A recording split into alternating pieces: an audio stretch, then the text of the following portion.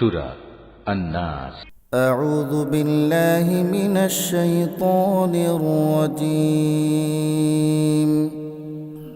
بسم الله الرحمن الرحيم. قل أعوذ برب الناس ملك الناس إله الناس من شر الوسواس الخناس الذي يوسوس في صدور الناس من الجنة والناس.